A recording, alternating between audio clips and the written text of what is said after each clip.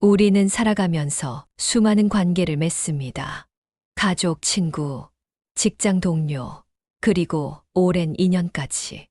하지만 때론 가장 가까운 사람에게서 가장 깊은 상처를 받기도 합니다. 혹시 여러분도 그런 경험이 있으셨나요? 오늘은 상처받은 관계와 화해의 의미에 대해 이야기해 보려 합니다. 우리는 종종 화해가 관계 회복의 정답이라고 생각합니다. 하지만 정말 모든 관계는 회복되어야만 할까요? 때로는 끊는 것이 더 나은 선택일 수도 있습니다. 첫째, 친한 친구에게 받은 상처. 선희 씨는 대학 시절부터 가장 친하게 지낸 친구 지영 씨와 절교한 지 벌써 2년이 지났습니다. 고민을 나누고 서로의 슬픔을 안아주던 사이.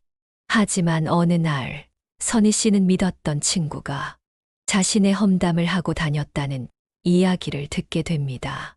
처음엔 믿지 않았지만 반복되는 이야기들에 배신감이 밀려왔고 용기를 내어 지영 씨에게 따졌지만 돌아온 건 사과가 아니라 그냥 가볍게 한 말인데 왜 그렇게 예민하냐는 반응뿐이었습니다. 그날 이후 두 사람의 관계는 끝이 났습니다.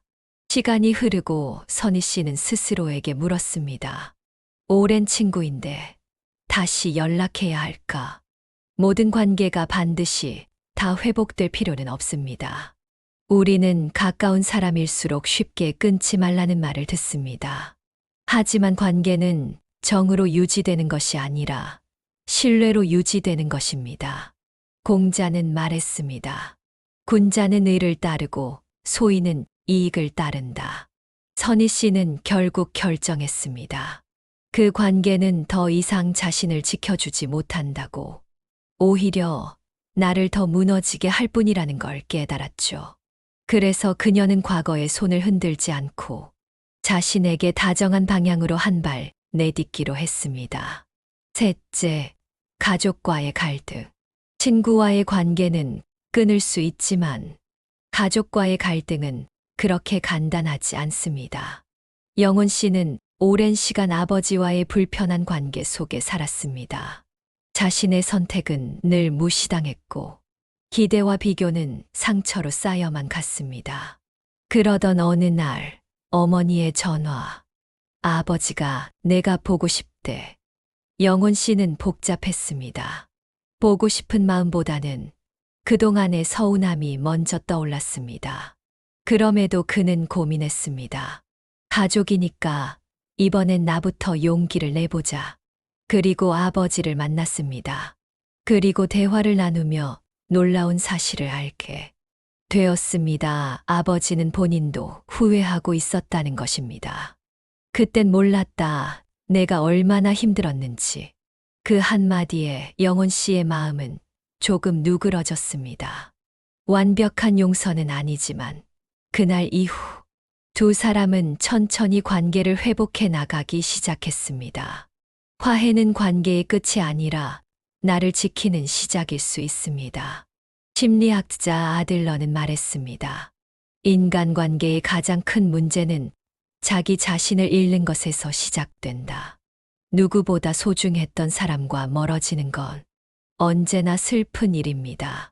하지만 그 관계가 나를 계속 다치게 한다면 그건 지켜야 할 관계가 아닐 수도 있습니다. 가끔은 화해보다 더 지혜로운 선택은 거리두기입니다. 그리고 무엇보다 중요한 것은 내 마음을 먼저 돌보는 것입니다. 혹시 지금 누군가와의 관계로 인해 마음이 무겁진 않으신가요? 그렇다면 스스로에게 이렇게 물어보세요. 이 관계는 나를 지켜주는가, 무너뜨리는가? 당신은 상처를 참아내기 위해 존재하는 사람이 아닙니다. 누군가와의 거리가 멀어졌다고 해서 당신의 가치가 작아지는 건 절대 아니니까요. 때로는 나를 지키는 결심이 진짜 용기일 수 있습니다. 그리고 그 용기가 당신을 더 단단한 사람으로 만들어줄 거예요. 오늘도 당신의 선택을 응원합니다.